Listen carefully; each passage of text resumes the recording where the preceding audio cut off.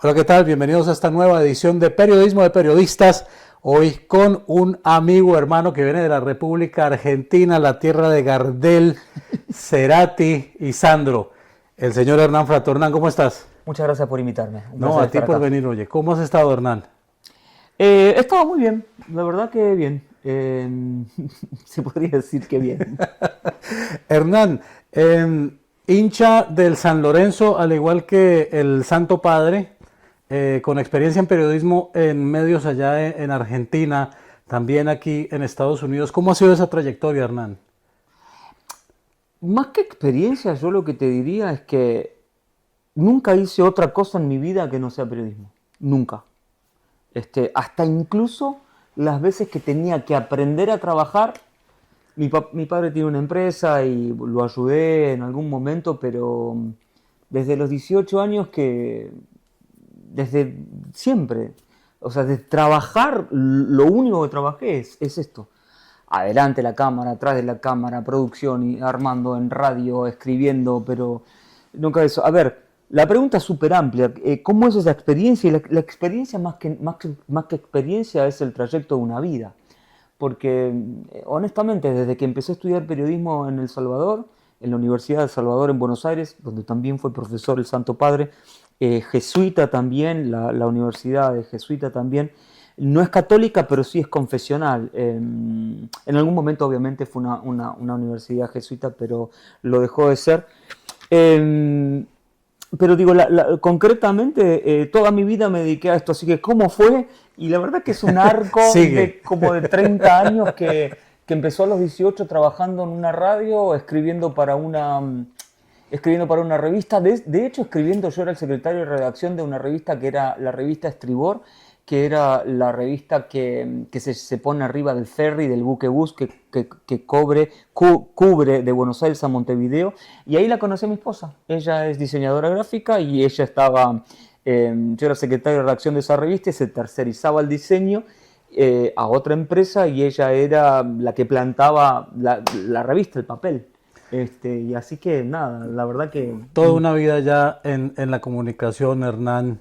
Eh, Obviamente, una cosa es ejercer la carrera en América Latina, llámese Argentina, Colombia, México, Perú, lo que quieras. Y otra cosa es llegar acá y encontrarse con el monstruo mediático de los medios en Estados Unidos. ¿Cómo se dio esa transición, Hernán? fue fuerte.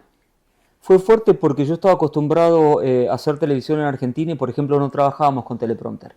Y también trabajábamos con algo que hacía más complejo la ecuación, que era el rating minuto a minuto. Entonces, vos, como productor ejecutivo, yo estaba al aire, estaba haciendo un vivo en una esquina de Buenos Aires. Hernán, quédate porque estás midiendo. ¿Quédate con qué? Con lo que haya, porque salía sin productor. Entonces, quédate con lo que haya, o sea, quédate con más y mostrame. Porque claro, nosotros salíamos al aire con un noticiero de 1 hora, pero también teníamos un canal de 24 horas de noticias. Entonces, depende de dónde estés, salías más. Entonces, esa ecuación es distinta, porque el productor en el AFP te decía quédate y te tenías que quedar. Entonces, esa improvisación es completamente distinta a lo que vos sabés, que está armado todo un bloque donde desde el minuto 05 al minuto 28 está todo nomenclado e incluso está nomenclado la improvisación. Entonces fue para mí siempre un contraste muy grande esto de una improvisación porque estaba midiendo a no te podés mover de acá. Eso fue lo primero. Lo segundo también es que los estándares eran mucho más laxos. Mucho más laxos, mucho más laxos. Recuerdo la primera vez que cuando estaba escribiendo en el medio anterior donde trabajaba antes de Telemundo, estaba redactando y entonces yo ponía las víctimas del fraude. Y cuando le paso al productor ejecutivo me dice, ¿víctima de qué? ¿Qué juez dijo que? No, claro, Sí, para mí era la víctima de la víctima del sí, fraude. sí, sí. Y presunta víctima. Y me costaba escribir presunta víctima, pero bueno, nada, la verdad es que me parece que Porque es que ese. en nuestros países pasa que cuando un periodista lo hace, dice la gente que es que está defendiendo al supuesto delincuente, al presunto delincuente. Y son términos que cuestan mucho ajustarse, Incorporar. incorporar, ¿no? Y también lo que me costó desde este lado, desde acá, también es continuamente, y me parece que está bueno en la práctica, ¿no? Balancearlo, ¿no? Hay muchas veces que es hasta difícil balancearlo cuando viene algo, alguna denuncia contra el poder federal, ¿no? Contra el poder nacional. Y nada, buscar la otra parte de la situación. Y ahí pasa siempre, ahí siempre hay una situación muy compleja, ¿no? Porque me parece que el rol nuestro, este, muchas veces no tiene que ver con... A dice que no llueve, B dice que llueve, el periodista abre la puerta y dice, no está lloviendo. Sí. Entonces, a mí me parece que, y eso está muy instalado, ¿viste? En el periodismo gringo, por ponerlo de alguna manera, ¿no?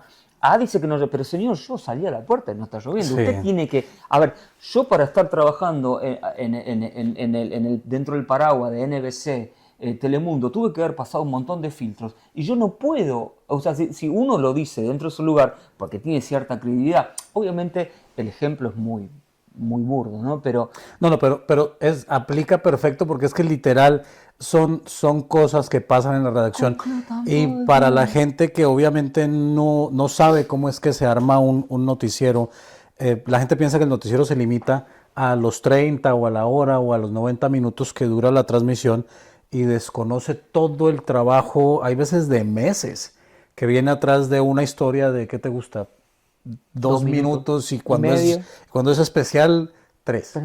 Entonces, ¿cómo se revisa? ¿Cómo pasa por redactores, abogados? Por legals and standards. Sí, por todo. Y entonces después el productor ejecutivo te dice, no, tenés 3 minutos, pero viene de legals and standards y vos lo pones y son 4 minutos y medio. Entonces, y a mí me gusta, a ver, cada uno tiene su estilo, ¿no? Y a mí me gusta escribir de una manera que tiene que ver con algo que es narrativa. Entonces, al ser narrativa, te quedás escuchándolo, pero te lleva mucho tiempo. Entonces, te viene de Legals and Standards, algo que vos tenías 1 minuto y pico con narrativa, y si te hacen 4, y terminás haciendo un informe donde muchas veces no lo escribís así, porque a mí no me sale escribir así. Pero sos parte desde ese lugar. Y precisamente a eso voy, Hernán, porque, o sea, pienso que es una de las fortalezas en cuanto a que se hacen las cosas bien, el hacerlo así. Claro. Pero también ya está surgiendo, ya desde hace tiempo, lo que es el periodista influencer, el que está en redes sociales, el que no está atado a estos estándares, y entonces tienen mucha más libertad de contar la historia como quieran y también como que se libran un poquito de las consecuencias, porque hay que decirlo, de tomar lados, hay veces, y también la audiencia muchas veces, yo lo analizo como que exige que el reportero tome un lado. Ellos no quieren ver, por ejemplo, el video de un asalto a mano armada, que lo vemos mucho en Latinoamérica, que llega un tipo en una moto, se baja con un arma, le saca un arma a otra señora, un persona, le dispara, lo deja en el piso, lo roba y se va. Cuando la gente ve eso, es natural que se indignen, y lo que esperan del periodista es que se indigne con ellos. Sí, yo no diría, yo entiendo la situación, yo no diría que se indigne, pero nosotros ni siquiera podemos decirle delincuente. Sí, no. Aquí no. Es el presunto, es el individuo que tomó un arma y entró. Sí. El sindicado por las autoridades. Sí. No, yo entiendo que no, pero hay muchas veces que tiene que ver con una cuestión o sea, si vos estás describiendo un video y en ese momento ves una persona que rompió con fines de robo, que vos lo estás viendo, porque el tipo rompió la ventana, entró a la caja fuerte, te la llevó. La verdad es el individuo, ¿cómo lo nombrás? Vos decís que es el sospechoso de robo, y la verdad, honestamente, es el sospechoso de robo, pero tu leal saber entender qué te indica. Que un tipo cuando rompe una ventana, cuando se lleva, rompe una ventana de un lugar donde se venden muchos iPhones, y se lleva 40 iPhones, ¿qué es eso que estás viendo? No lo puedes nombrar, lo puedes nombrar como delincuente. Pero sí el individuo que entró y robó, yo no estoy faltando a la verdad. No lo estoy diciendo que él haya sido ladrón, pero el individuo que entró y robó. Lo que pasa es que cuando entonces ahí hablamos de que hay, según los estándares legales que se manejan aquí en Estados Unidos, es que hay diferentes verdades. Y el periodismo aquí, lo que le dicen en la escuela de periodismo a la gente es que la verdad la tiene el sistema legal. Y es una de las no voy a decir trabas, pero sí es uno como de los lastres que cargan los... Pero para ser honesto, y esto quizás duela, pero es lo que yo realmente creo, para ser honesto, lo único que tiene que ver con eso es porque las empresas están cansadas de que se las demande. Sí. Entonces, como están cansadas de que se les demande, la verdad que vos tenés que contar es una verdad antidemanda. Sí. Es una verdad encorsetada para que ser no pasible nunca de una demanda. Porque nosotros, entonces, qué cantidad de situaciones y de programas que nos dan, ¿cómo se llaman estos talleres? Talleres continuos. La verdad que uno se lo pregunta, ¿para qué son esos talleres? Bueno, obviamente que muchos de esos talleres tienen que ver con la cuestión de legales, pero si te lo pones a pensar, al final de todo, ¿para qué es? Y ellos lo dicen, los mismos abogados lo dicen, esto tiene un 50% de demanda, esto tiene un 40% de demanda, lo puedes poner. Sí. Bueno, vamos a hacer la primera pausa, pero al volver, la pregunta que le hago a todos los que se sientan ahí en la silla del invitado, Hernán, que me cuentes una de las experiencias más alegres que has tenido como periodista en toda tu trayectoria y también una de las más difíciles o tristes, ¿ok? Entonces esto es Periodismo de Periodistas, ya volvemos.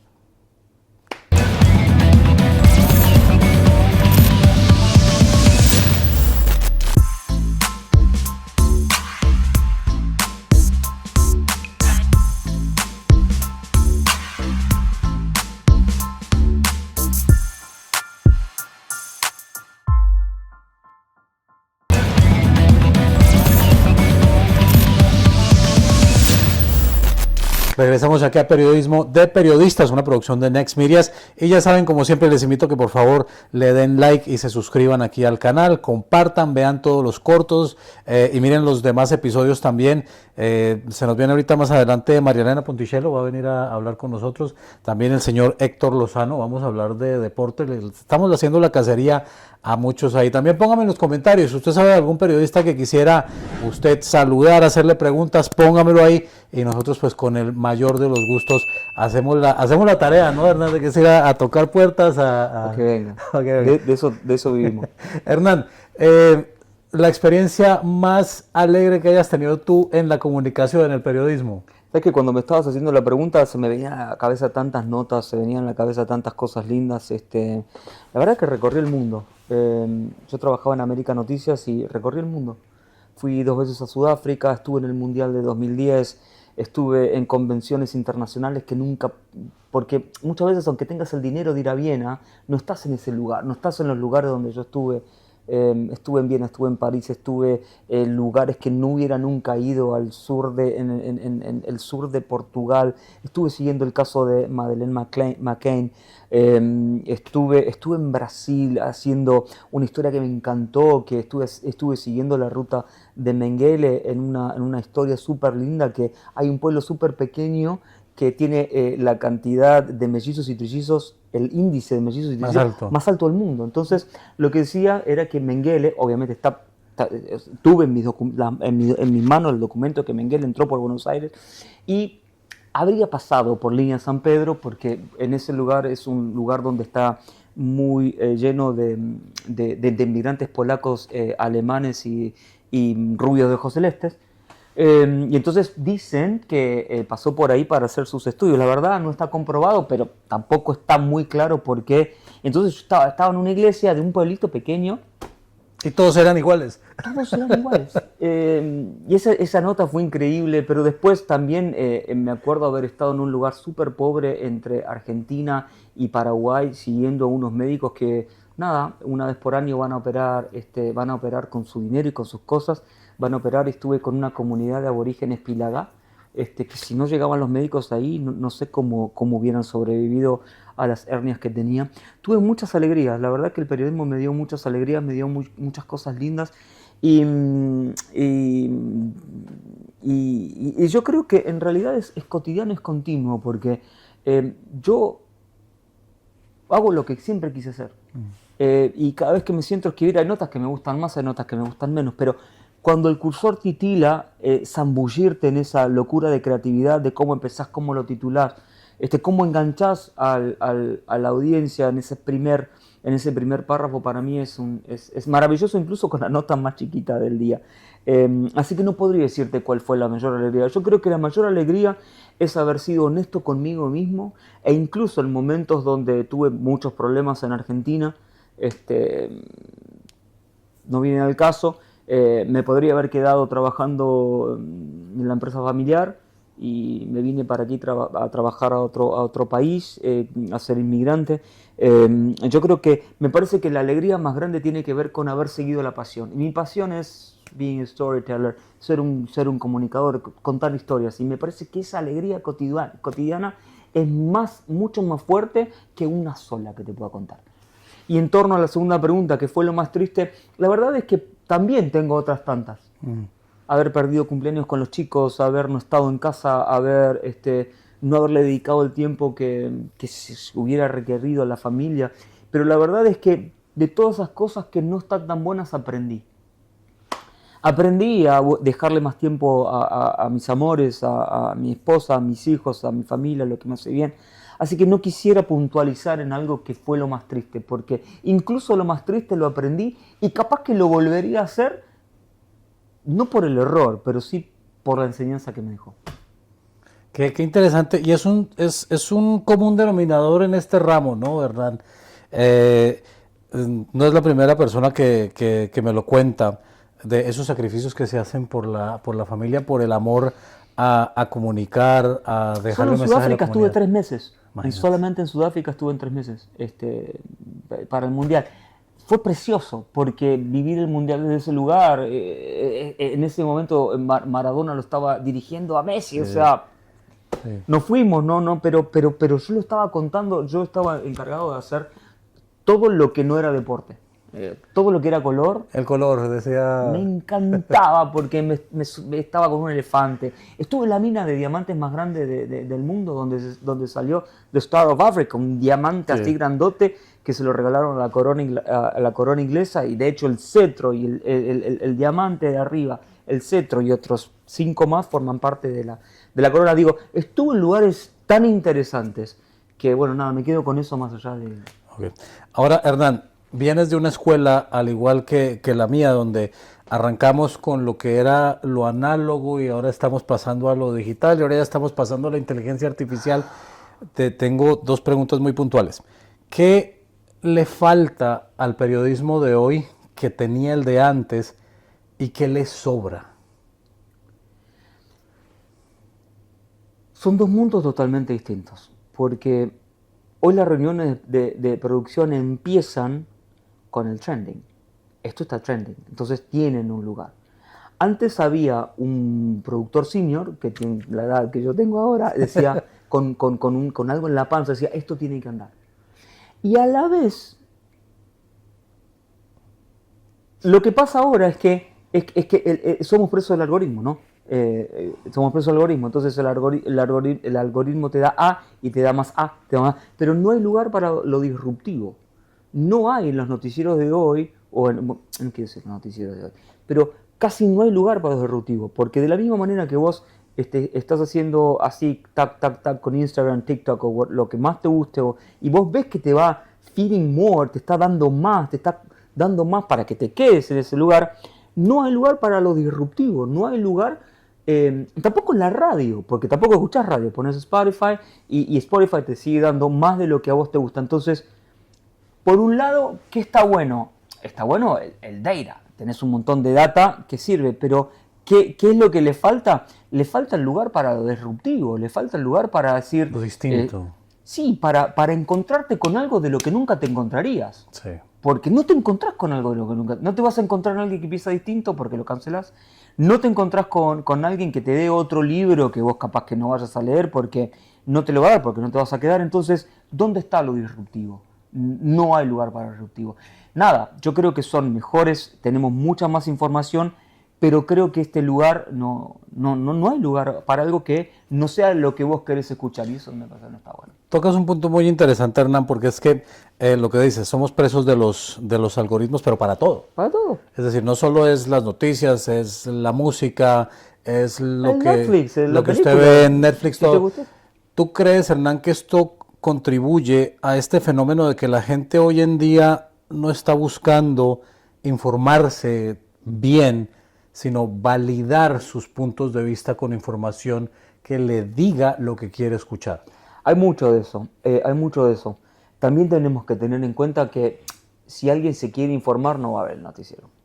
Con mucho amor lo digo. Si alguien si realmente quiere estar informado, el noticiero no lo va a buscar porque se informa de algo que quiere saber y entonces hace su propia búsqueda.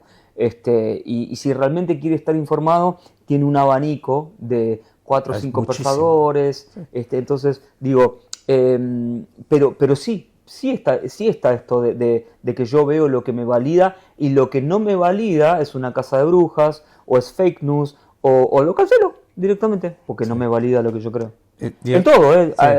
los terraplanistas están seguros que son terraplanistas porque hay un montón de Gente que les valida que la Tierra es plana. y le siguen dando. Y por más que vos le digas... Y después te pasa otra cosa que, a ver, yo con un antivacuna o con un antiaborto puedo discutir. Pero con un terraplanista no voy a discutir. No, ya, O sea, ya hay... ¿qué le voy a decir? Yo no me pongo a discutir con él porque hasta no acepta lo disruptivo, ¿entendés? Pues está solamente feeding more y comiendo más de lo que necesita. Eso es cierto, ¿no? Y pues mira ya que es no solo un fenómeno aquí de Estados Unidos, ya es algo en lo que estamos absolutamente radicalizados en el mundo en cosas que sí nos gustan completamente o que no nos gustan completamente, la izquierda, la derecha, si a la gente que le gusta Trump, a la gente que no le gusta Trump, la gente que le gusta el reggaetón, la gente que no le gusta el reggaetón, los que le van al Barça, los que le van al Real Madrid, y todos tienen una visión y están así como laser focus en que ellos tienen la razón y solamente es su verdad, y lo que tú dices, lo que digan los demás o no es válido o es una cacería de brujas o es mentira.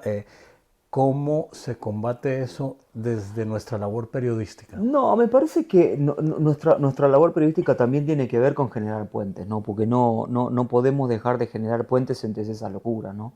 Y me parece que a nosotros los que nos siguen le hacemos un guiño de esto generar puentes, ¿no? A mí, yo sigo al Barça, pero la verdad, si a vos te gusta el Real Madrid, Sí.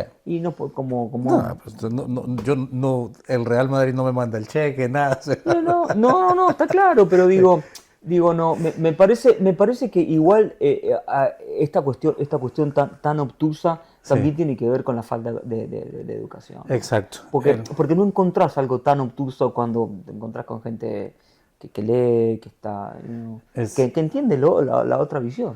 y yo pienso que también parte mucho, Hernán, de entender que sin importar qué punto de vista tenga la otra persona, si es el mismo o si es opuesto, pues es un ser humano que Claro. tienes el 98% de probabilidades que también tiene que pagar un mortgage, que también tiene que pagar su electricidad, que también tiene sus problemas con sus hijos, con su esposa, que también le toca aguantarse el tráfico, todo.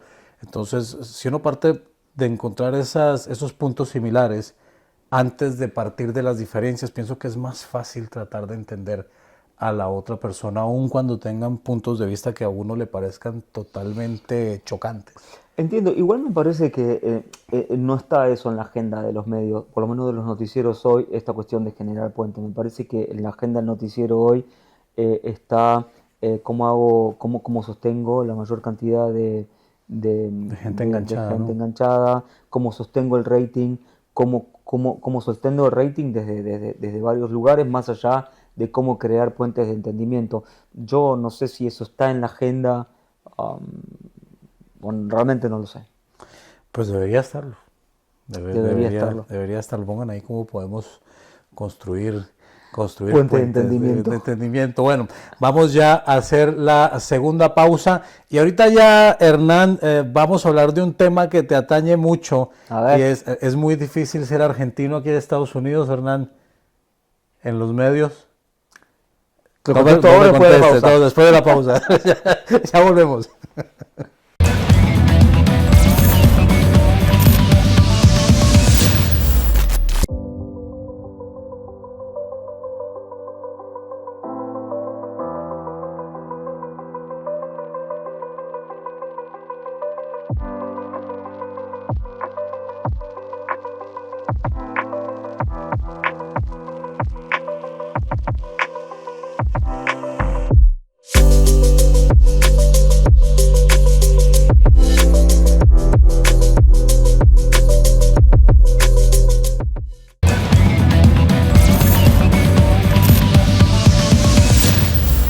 Volvemos aquí a Periodismo de Periodistas del tercer segmento. Me acompaña Hernán Frato, presentador también. Estás ahorita ya reportando nuevamente para las tardes. Estoy conduciendo el noticiero de las 11 de la 11 de la mañana mañana. y también hago reportes para el noticiero de la tarde. Exacto, Hernán. Y bueno, hablando de esto, Hernán, yo llevo aquí viviendo en este país ya 27 años, este año ya son 28. Cuando llego a Miami y tengo la gran fortuna de conocer todas las culturas de América Latina, ¿no? Conocí cubanos, obviamente, mexicanos, hondureños, salvadoreños, nicaragüenses, argentinos, uruguayos, y me enamoré de la comida argentina, porque es una cosa Bueno, tremenda. nos hacemos un intercambio de unas bandejas paisas con algo, porque a mí me encanta la comida colombiana también. Hernán, ¿cómo fue ese cambio? Porque cuando tú llegas aquí a Estados Unidos, ¿a qué ciudad llegas? Yo entré con una visa O de talentos y me termina sponsoreando el Univision en el suroeste de Florida, en Naples, Florida, a 2 horas de Miami. Eso fue ya hace 14 años que ingresé. Y nada, de esto que te estoy diciendo, nunca hice otra cosa que no fuera periodismo y en Argentina en ese momento había un gobierno. Uno no emigra solamente por una razón, No, hay no, una no. multiplicidad de razones, pero había un gobierno donde la verdad que la gran mayoría de colegas míos que realmente creció en la profesión tuvieron que ponerse de uno o del otro lado de la brecha. Es común en nuestros países, ¿no? O sea, es muy difícil en nuestros países como practicar esa independencia que Es uno casi sueña, imposible porque los medios están fundados, los medios están, por los partidos, por los gobiernos, o ¿no? sea, claro, o que reciben una cantidad tremenda por el gobierno o entonces estás de uno o del otro lado. Y la verdad, no tenía ningún interés de estar ni de un lado ni del otro. No tenía ganas de decir que no había inflación cuando no la había, o que había inflación cuando no la había, o que había inseguridad, depende del medio que estés. Sí. Y dije, yo había obtenido una beca, había estudiado en Northwestern State University y estaba ese bichito en ese momento. Soy italiano, tengo el pasaporte italiano y estuve viendo de irme a España y bueno, la verdad es que al final las cosas uno como que tiene un objetivo que no terminás de saber cómo llegás ahí, ¿no? Pero yo sabía que en Argentina no podía continuar. O apretaba el play y continuaba haciendo. Me tenía que ir, porque te digo, no quería O sea, estar. ya no daba para más la No situación. podía, no podía, no podía. Bueno, ¿y cómo fue llegar a eso y encontrarte en una redacción donde se hace todo distinto? Y luego, obviamente, ya la exposición a otro, es el mismo idioma, pero hablamos tan distinto. No, y además Cómo se escribe, cómo... algo que el elefante está, digamos, yo nunca neutralicé mi acento. Nunca. Y eso fue una decisión personal de salir. A ver, yo no puedo salir al aire hablando de la misma manera que hablaría en Argentina porque hay muchas cosas que no me van a entender. Por ejemplo, nosotros a la piscina le decimos pileta. La pileta. Si yo llego a decir al aire pileta, no me van a entender. Pero tampoco digo alberca, que es el mexicanismo de piscina. Sí. Digo piscina, que es lo que entienden todos. Como tampoco digo alguna otra palabra que es entendida por la comunidad centroamericana, por la comunidad... Entonces, a ver, ahí yo tuve una decisión que me acompañó durante mi carrera, para bien o para mal. Porque la decisión fue propia y no quiero decir que no, pudo también haber sido limitante. Claro. Porque la verdad es que los argentinos tenemos una mochila, de la que me hago cargo, que tiene que ver con la soberbia, todos los chistes que nosotros hacemos, cómo se suicida un argentino, se tira de arriba de su ego, y hay algo de eso también, ¿no? Que la comunidad Pero yo pienso que es incomprendido. que se tiene que hacer cargo. No, a mí me parece que hubo una situación muy rara en los argentinos que durante la década del 90 en Argentina hubo un fenómeno que un dólar era un peso era un dólar. Entonces, mucha gente muy mal educada, sin educación, de un día para el otro empezó a ganar $5.000 por mes. ¿Qué pasa con cualquier persona maleducada con dinero? No, ya lo hemos visto. ¿Qué pasa con cualquier Sí, sí. persona sin educación Pero con eso no tiene dinero? nada que ver con la nacionalidad, es decir, Entonces, pero porque claro, pasa en lo todos que los pasa, países, pero está bien. Entonces ese fue el argentino que conoció al salió. exterior. Una persona envalentonada, maleducada, sin modales y con mucho dinero, que llegaba a Miami, eso es una porquería, eso era... Y la verdad, señor, cállese, no diga esa barbaridad, no, un poco de respeto para los demás. Entonces, ese fue el perfil de la persona que se conoció. ¿Es todo el mundo así? No es todo el mundo así. Hay mucho de alguna situación sobredimensionada de creerse Sí, la un poco hipérbole, más. ¿no? Y la verdad que sí, hay que hacerse cargo de la situación. Pero ¿qué me pasaba a mí? Volviendo a lo personal, pues no puedo generalizar. Yo no quería ser quien... A ver, porque uno al ser periodista, sos periodista, pero también sos un performer. Porque obviamente yo cuando estoy al aire me pongo así, estoy mirando esa cámara, digo, ¿qué tal? Muy buenos días, bienvenidos a una nueva edición de su Sí, tiene que ser así, ¿no? Y Casi yo no- muy acartonado el Sí, asunto. pero yo tampoco soy un actor de mí mismo. Sí, no. Entonces, cuando a mí me contratan, en los medios donde me contrataron aquí, hablé directamente, después de haber pasado los filtros, hablé directamente con el que me estaba contratando y le digo, hablemos del elefante en la habitación. Yo tengo mi acento argentino, quiero continuar con mi acento, me parece que esto tiene que ver con mi esencia, quién soy, y en algún momento hubo alguna reticencia como diciendo, no, bueno, me parece que la neutralidad, y mirándolo a los ojos, no me voy a olvidar más, a una persona me estaba por contratar, que en su página web hablaba de la diversidad y de lo importante de la comunidad, le dije, este es el momento que lo va a diferenciar a usted y poner en práctica los valores de la diversidad que usted dice. Porque sería muy fácil para usted contratar a una persona, pero en este momento, no, claro, nosotros respetamos los valores de diversidad. Y claro, porque se llenan la boca de diversidad, pero te llega alguien que representa menos del 1% y dice, no lo voy a contratar, me parece que no está bueno. Pero también tuvo gente que me ha dicho, obviamente que lo vamos a respetar, lo único que le voy a exigir es que hable correctamente el español. Nos vamos a entender. Sí. Mire, y es algo de lo que yo siempre he sido fanático y defensor, que la gente tiene que ser genuina. Que yo no puedo interpretar, nuestra audiencia es el 80% mexicana, 10% boricua. No puedo interpretar un mexicano, no puedo interpretar un boricua, porque se van a dar cuenta que estoy mintiendo. So, this is who I am, así soy. Y da un contexto de que, bueno, si no es el mismo, entonces, ¿cómo sé que me dice la verdad? ¿Entendés? ¿No? Claro.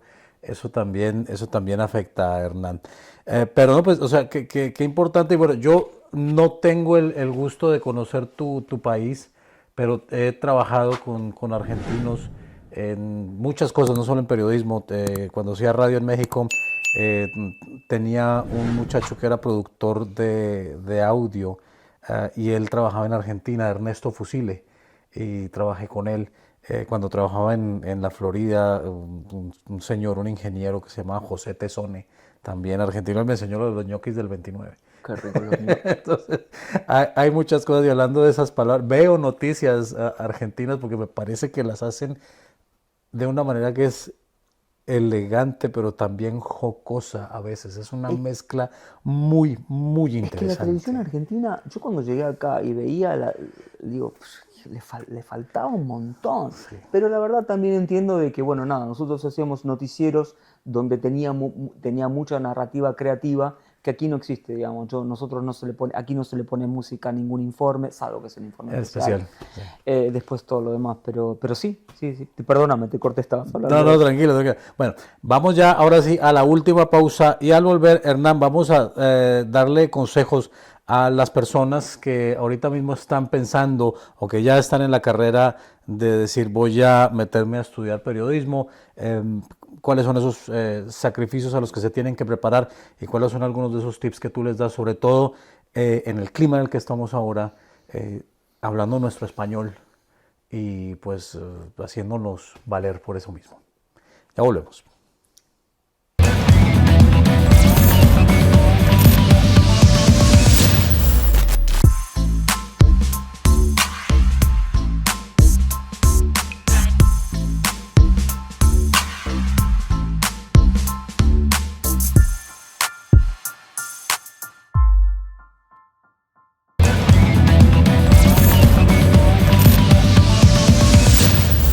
Ok, volvemos aquí a Periodismo de Periodistas, ya este es el último segmento, me acompaña Hernán Frato.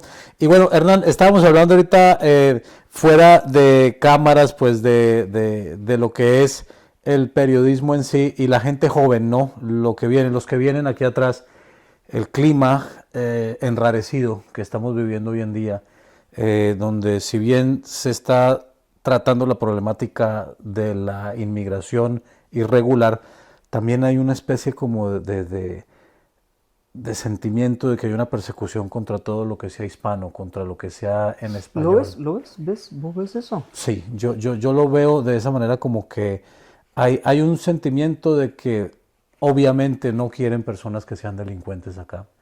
Nadie las quiere. No quieren personas que vengan no a trabajar, sino tal vez a robar. Pero en general en algunos círculos escuchas como que quieren prohibir el uso del español en las escuelas. Sí. Quieren algunos estados quieren pasar leyes donde no el factor determinante, pero se toma en cuenta si una persona es o no es indocumentada para darle una pena de muerte y eso. Es un tiempo muy interesante para ser periodista. Es un proceso histórico de Estados Unidos donde los que ya lo ejercen, pero sobre todo los que vienen, con todos estos cambios, Hernán, del periodismo digital, como le llaman, del periodismo independiente por redes sociales que tienen millones de seguidores. ¿Qué consejo les das tú a ellos, un hombre que ha recorrido tantos países, que ha estado en varios lugares ejerciendo? ¿Qué les dices que hagan o que no hagan? Yo creo que la primera cuestión tiene que ver con la pasión, ¿no? Preguntarse por qué. ¿Por qué hacer periodismo? En todo caso, ¿para quién? ¿Para vos? ¿Te gusta? ¿Por qué? ¿Qué te gusta de esta historia? ¿Te sentís cómodo escribiendo? La verdad es que lo primero que le tengo que decir es que si no tienen pasión por lo que está pasando, y si no tienen verdadera pasión, de saber de que va a haber un montón de cosas que no es lo que esperaban y que no es la parte de la realidad que se ve en Instagram. Atrás hay un montón de situaciones donde muchas veces la paga no es la mejor, donde muchas veces, en la gran mayoría de las veces, la cuestión de horarios son muy complejas, porque suponiendo, la verdad, las noticias, vos te levantás a las 7 de la mañana, a las 6 de la mañana a ver noticias, y para que haya un noticiero al aire a las 6 de la mañana tiene que haber 50 tipos que entraron a las 2 de la mañana. 50 personas, 40 personas entraron a las 2 de la mañana. Entonces, digo, estás con ganas de tener ese cierto de cosas. Y si vos decís, no, yo no puedo hacer otra cosa que no sea contar historias, metete. Ahora, y después vas viendo por dónde. Capaz que es con un teléfono, capaz que es con una cámara, capaz que es en un blog, capaz que es una cosa comunitaria. Pero digo, si no está esa pasión de contar, si no está esa pasión de saber de que a pesar de todo vos tenés que conseguir tu historia, que tiene que ver con investigación, si no tenés esa pasión fuerte, dedicate a otra cosa. Porque no va a haber manera que continúes si no tenés una pasión. Lo vas a hacer un par de años y te vas a dar cuenta que no es lo tuyo.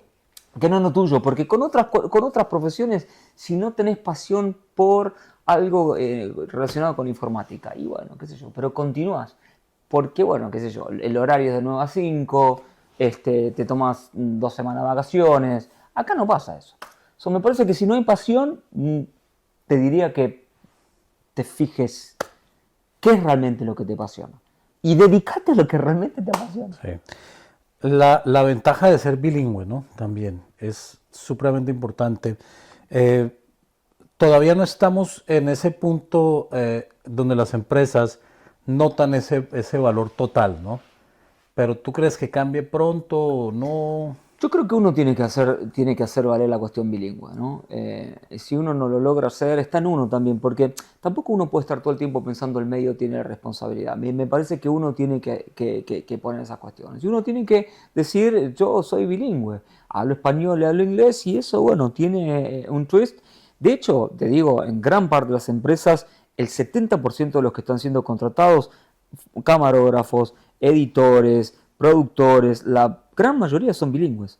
Y hay muchos no voy a decir nombres, pero se han dado a conocer como son bilingües y te sentás a editar y te tenés que sentar y dicen soy bilingüe porque se llaman con un nombre muy hispano y no hablan español. Sí, no lo son. Y ese es un error, ¿no? Porque muchos de nuestros jóvenes no lo entiendo porque obviamente pues yo vengo de Colombia, yo ya llegué aquí con 18 años cumplidos, no pasé ni la adolescencia ni nada acá.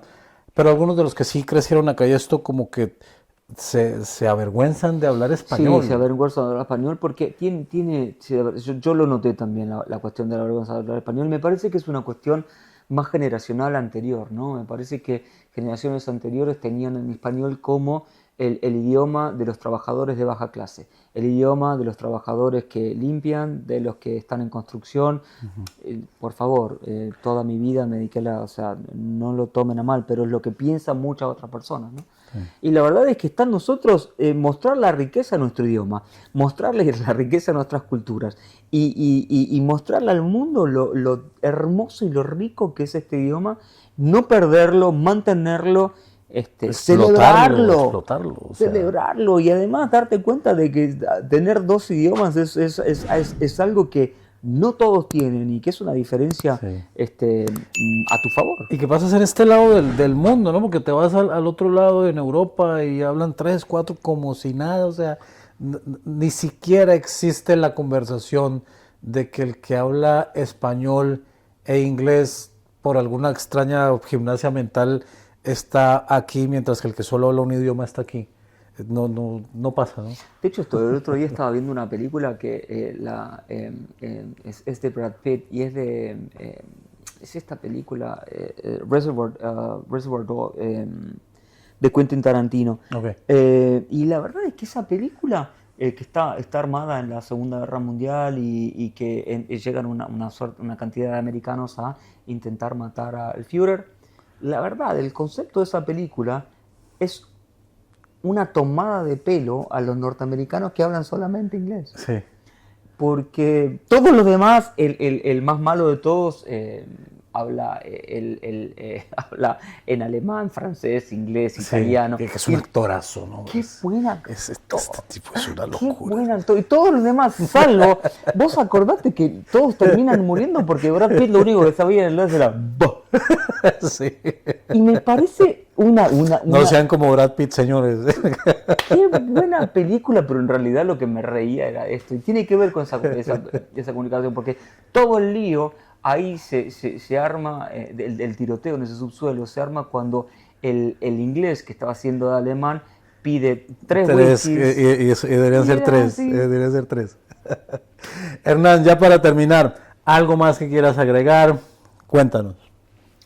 Nada, agradecerle mucho a Philip por esta invitación. Me encanta poder hablar en español de cosas que nos hacen bien.